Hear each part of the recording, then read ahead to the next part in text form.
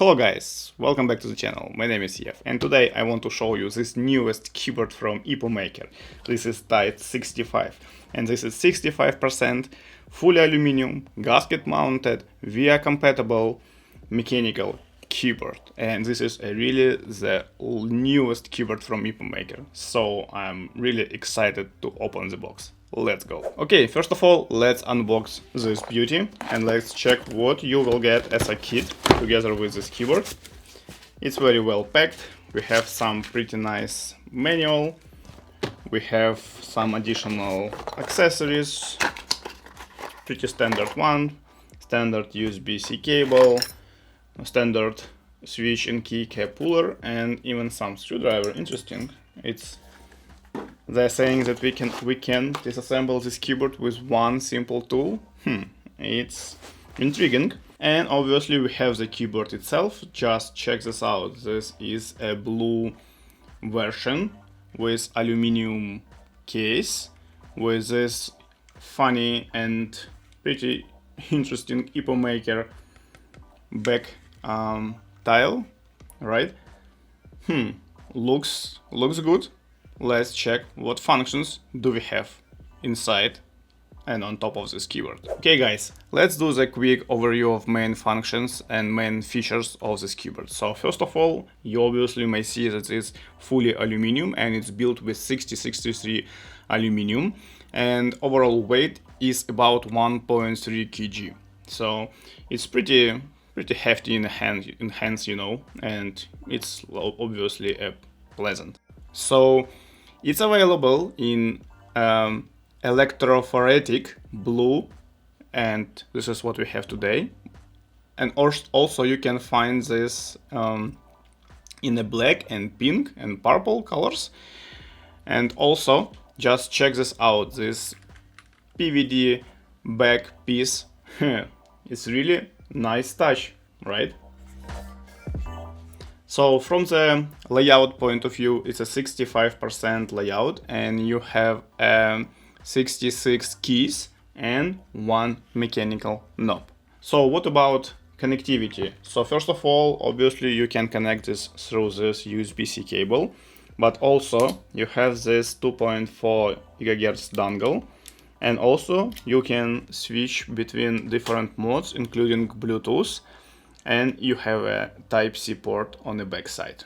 We don't have any adjustable legs on the back side, but you see that it's some angle, so it should be pretty comfortable for typing. If you are a gamer, maybe it will be interesting to know for you that default pulling rate is 1000 Hz in wireless 2.4 and USB-C connection, and a standard 125 in Bluetooth mode. Also, it should be important for you that it's full anti-ghosting and key rollover function included into this keyboard. Okay guys, let's do some testing and let's see what we have inside the keyboard, right? So let's start from the keycaps, and as you may see, we have today blue color, double shot, side print OEM profile keycaps with shine through legend, obviously because they're side printed, so you should see like what this legend is with RGB, right? That's why they should be shine through. So under keycaps we have Epomaker own switches, and this is a lemon switch. From the parameters point of view, this is 22mm spring, and actuation force is 40 gram, and actuation level is 1.6 millimeters, which is a little bit earlier than standard. I mean average is 2 millimeters, so it's like 0.4 millimeter earlier, which should be good for gaming. So PCB group consists of FR4 switch plate and 5 different levels of different porons and absorbing forms, and all of this obviously will contribute into the sound, what I will do in a second. And also you can see that this PCB supports 3 or 5 pin switches and south facing RGB. And by the way guys, if you ever wondering what does it mean FR4, let me show you. Basically, FR stands for flame retardant, and FO it's a class or grade of the material. And basically, this is a fiberglass reinforced epoxy laminate. So basically FR4, it stands for some exact type of material with an exact grade, if you're just interested in what does it mean in general. So let's quickly check what we have as a stabilizers. And also let's check what we have inside the switches. So first of all, just check this out, the space bar. We have some dampening materials in this gap in between of the stems of the stabilizer, right? Stabilizers itself, I think it's a plate mounted. Let me quickly check.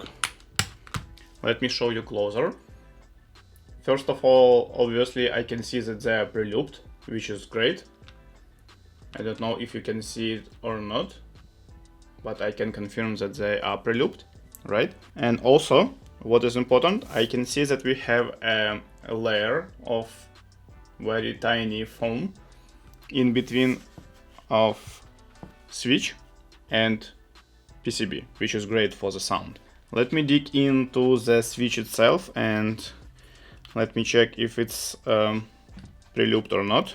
I'm not sure if they are pre-looped, guys. They're linear, so maybe it's not required for linear switches from Epomaker's standpoint, but I suggest no, they are pre-looped. Yeah, I can see some very tiny layer of lubricant, but obviously if you want, you know, your custom fully custom keyboard, it's better you will pre-loop it, or you will add lubricant by yourself, or you may use other Epomaker switches already pre-looped for you. So interesting moment, guys, I just found. So we have south facing RGB, and obviously we have a switch with the RGB windows on the bottom side, but for the space bar you have you need to put the switch with this RGB windows on north side, because we have two separate LED elements under the space bar, which is very interesting.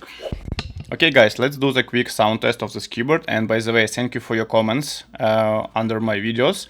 And James provide feedback that for the sound test I need to put a mic on a chin level for the better and for more correct sound test of the keyboards. So I'm doing exactly what you're suggesting to me. Chin level.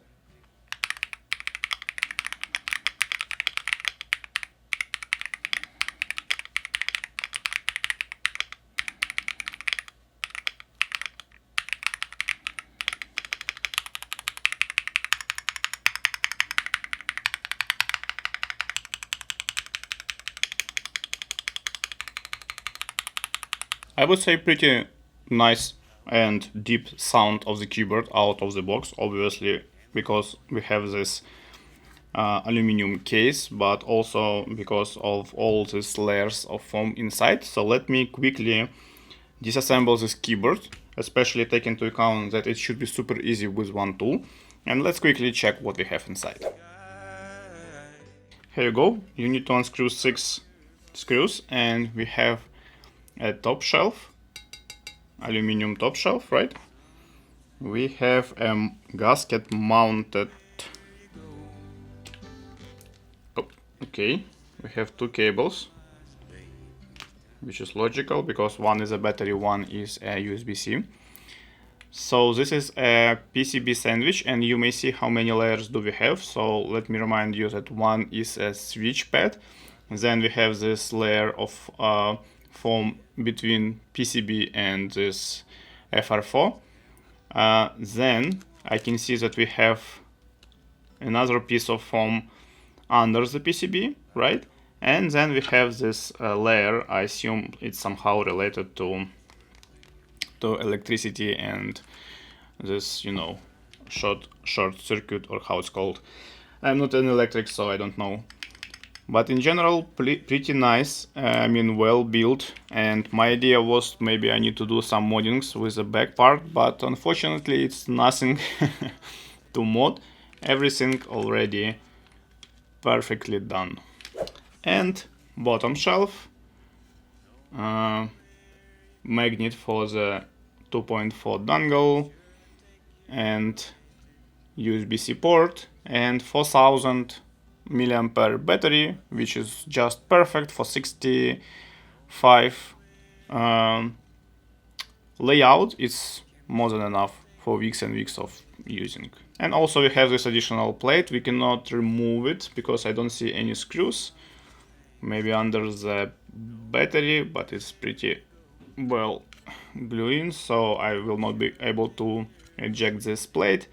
But in general, pretty nice aluminum case, and super easy to disassemble, just super easy. So well made for the mechanical keyboard enthusiasts. So I need to mention that it's a no flex in the PCB sandwich, like whatsoever.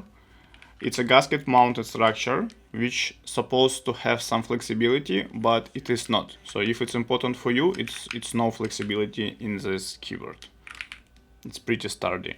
So one of the pleasant bonuses for this keyboard that it supports via a driver, open source driver, so you don't need to download any suspicious driver to your PC or Mac or whatever, right?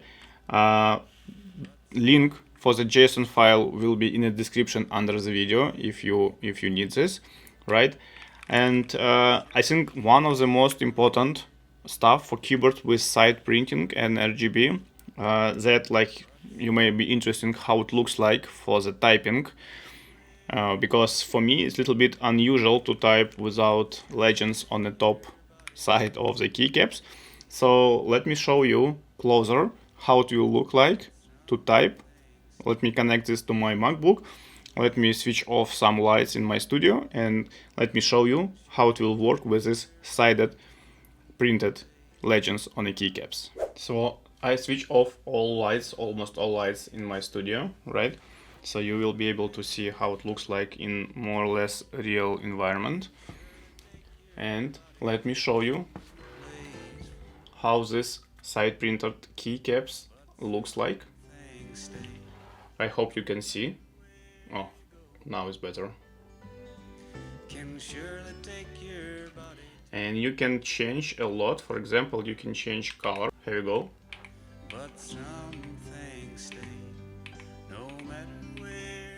And of course you can change different patterns.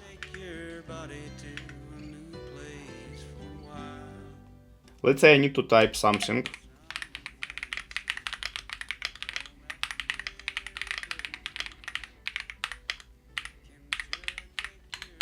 You know, in general it's good. I mean, you easily can see the legends in a dark environment and with a light it also, and you can select the color what is the best for you to, you know, to see the legends on the side walls of the keycaps. So in general I would say it's pretty well, you know, contrast is pretty well to see the legends. So guys, what I can say in general about this keyboard, it's pretty nice. You will see the budget if you will click on the links in the description under this video. You will see the prices for this keyboard for different markets on Amazon or on official Epomaker site. And for this price, it's a pretty nice keyboard. I mean, this is a fully aluminum, it's hot swap, it's nice double shot PBT keycaps, it's nice linear switches. It's very easy to disassemble and do the modding if you want. It supports this via driver, so you don't need to do anything with any suspicious custom drivers, right? It's nice looking keyboard with many different options of the color, right? So I'm pretty impressed and I really like this keyboard today during the review. So thank you for watching, and if you are wondering what Epomaker doing else, I have several videos on my channel with this keyboard from this brand, so check this out and see you next time.